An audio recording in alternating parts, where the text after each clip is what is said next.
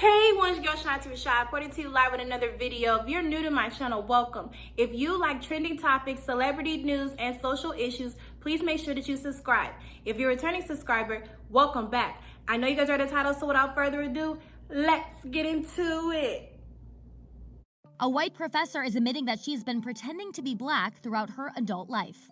Jessica Krug is an associate professor of African history at the George Washington University in Washington, D.C., and she outed herself in a Medium blog post on Thursday, writing that every move she's made in her adult life has been, quote, rooted in the napalm toxic soil of lies. She adds that she should absolutely be canceled and that she's not a culture vulture, she's a culture leech. In the blog post, she explains how during her adult life, she took on multiple assumed identities. First, North African blackness, then US-rooted blackness, then Caribbean-rooted Bronx blackness. In the post, she writes, quote, "I not only claim these identities as my own when I had absolutely no right to do so, but I have formed intimate relationships with loving, compassionate people who have trusted and cared for me when I have deserved neither trust nor caring." A George Washington University spokesperson tells people in a statement that they are looking into the situation but cannot comment further on personnel matters. In her Medium post, Krug calls her actions the very epitome of violence, thievery, and appropriation. She adds that she has been battling some unaddressed mental health demons for her entire life, but says that does not justify what she did. Before I give my opinion about today's topic, let's take a look at what you guys had to say on social media.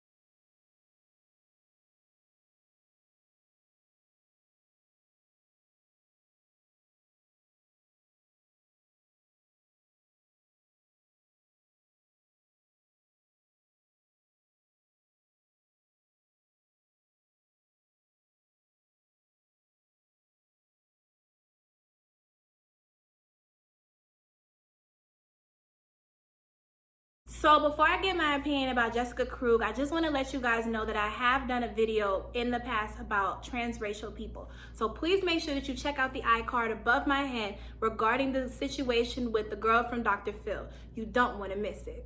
That is to say this is my whole opinion about Jessica Krug and anybody else that has committed this type of fraudulence. Because this is considered fraud to me. Like, how can you sit up here and be a white woman and you pretend to be a minority and to try to benefit off of minority privileges? Now, that is to say this, for people that don't know, like the historical black colleges, you know, the scholarships for anybody that is Asian or Latino, those are designed for us for a reason. That is designed for us because there was a period in time where we were not allowed in those big colleges. And even if we were allowed in those big colleges, we were separated. So they designed these type of scholarships, you know, outreach programs to help the community, because they know that, you know, in society, when you try to apply yourself to a regular scholarship, you know, you have a slim chance to none trying to build up your resume. When you have an ethnic name, it's very hard for companies to hire you because that's already one thing off the list. Then they look at your work history as well as anything else that you have done, but your name has so much power. And your physical appearance has a lot of things to do with that, as well as how you speak. You know, there is this term that we use in the black community, a white voice. So for those who don't know what a white voice is, it's a professional voice. But, you know, the way that we talk to you at work is not going to be the same way we talk to our friends, our family. You know, there's different levels to being black. Being black is exhausting. Being black is expensive. You know what I'm saying? Like, do you understand how much money black women put into their hair, their nails, their outfits, the whole 9 yards? Like, it is expensive to be black. So that's why I raise the question of, why do non-minorities want to be us? Being us is hard. You know, every day that we leave the house, it's a battlefield. Driving home from work, you have to be cautious because of, you don't know if you're gonna get pulled over just because you're black. Or you ride a nice car in a nice neighborhood, police gonna ask you, where did you get that car? Not how it should be. There's too many non-minorities that are getting away with saying the N-word. There's too many non-minorities that think because they date somebody black that they're automatically black. No, I'm sick and tired of seeing that on the timelines and just in general in life, because you feel like that because you got somebody that's a non-minority, that you invested in something and they can say the N-word, they can say this, that, and the third, they can do this, that, and it's not okay at all. And I am very sick and tired of seeing these Rachel Dozes on my timeline try to manipulate the system, feel like you belong.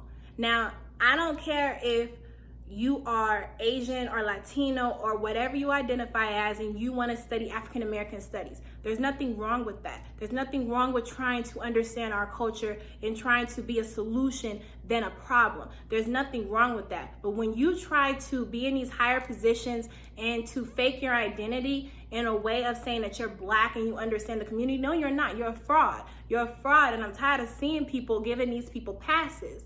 You know, when I seen the woman, I thought she was Jewish or maybe like Hispanic or something, but no. She sat up here and got whatever tan, whatever melanin pill that she didn't bought and tried to make herself look like she is a minority, and she's not. She's a fraud. And this has to stop. We have to stop giving people these passes. You know what I'm saying? Like, I don't care if you marry a black man or a woman.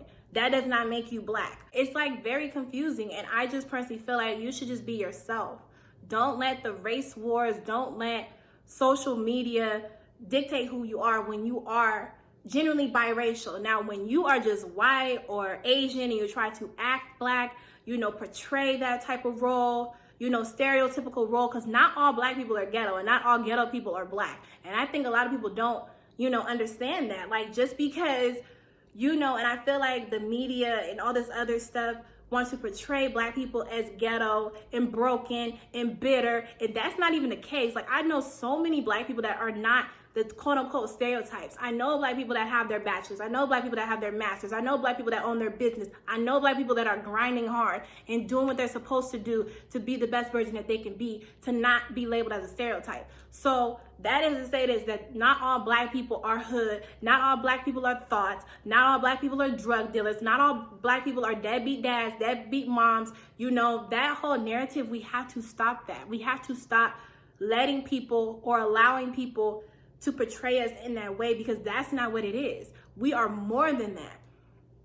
And that goes for any other minority that you guys hear that is something that is a negative stereotype of yours. You have to be, even if you have to be the first generation in your family to cut those ties out. That is a repetitive, toxic cycle when you allow the things that is portrayed in the media to define who you are. No, you do some soul searching, you figure out who you are, and you stick by that. But when I see people like Jessica Krug that try to take advantage of the black culture, that tries to take advantage of the things that my forefathers and mothers has fought for so I can have a seat at the table, that's where I have to leave. That's where I have to get a check and go, because this is not right. This is not okay. She should get her license suspended. She should get the whole 9 yards. But you know, in actuality, she's probably not, because she probably, you know, in this situation, she basically canceled herself so nobody else can cancel her. So now everybody's going to feel sorry for her. She's going to play the mental illness card. She's going to do everything in her power to not be quote unquote canceled. But you got to see everything from the whole perspective, the whole story of what is going on and what is continuously happening. You know, and that's why I raised the question of, do we blame us? Do we blame us for allowing all these races to try to be with us and to befriend us in a way that we accept them, but then they do this type of stuff? It's like, no, not appreciation, it's appropriation. And y'all gotta learn the difference. Check the iCard above my head. I did a whole video about this girl, that Blackfish. You know, she got sponsorships from black-owned businesses, and this girl is a whole white girl. But if you look at her, she looks biracial. When I seen her, she looked biracial. So please make sure that you check the iCard above my head about blackfishing, because that's a whole nother terminology I'm gonna teach y'all today. It has to come to a conclusion of, who do we blame? Do we blame us for this foolery, or do we blame society for making it seem like it's okay? Hey, it's your girl Ashanti, Rashad. I just want to thank you so much for taking the time and watching this video. Don't forget to comment down below and let me know what you guys think about today's topic, as well as to turn on that bell notification and subscribe, and follow me on my social media. The links are underneath the description. See you next time. Peace.